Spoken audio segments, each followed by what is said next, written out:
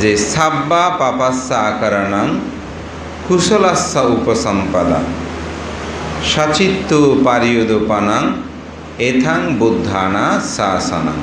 এই গাথাটা আপনারা প্রায় সময় শোনেন, আমরা এই গাথাটা প্রায় সময় বলি।